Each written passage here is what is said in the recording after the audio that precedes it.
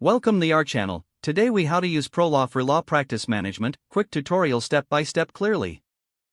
To start using ProLaw for law practice management, begin by logging into your ProLaw account.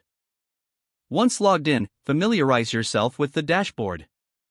The dashboard provides an overview of your active cases, tasks, and calendar events. To create a new case, click on the Cases tab located on the main menu. Select the New Case option. Fill in the required fields such as the client's name, case type, and relevant dates. After entering the details, click Save to create the case. Next, navigate to the Document Management section to upload important files. Click on Upload Document and select the files from your computer. Assign the uploaded documents to the respective case for easy retrieval. To track billable hours, click on the Time Entries tab. Select the case you wish to log time for and enter the details of the work performed. Specify the time spent and choose the appropriate billing rate. For invoicing, go to the Billing section from the main menu.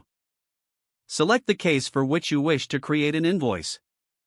Review the time entries and expenses, then click Generate Invoice. You can customize the invoice layout and details before final. To track tasks, head to the Tasks section.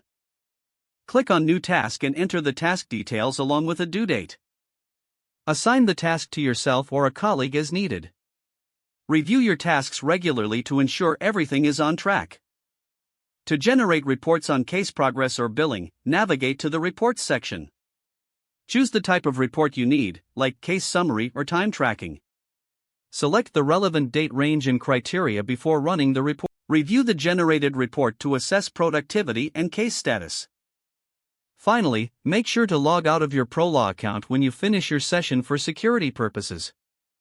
If the page does not load, refresh the browser or try again in a private or incognito window.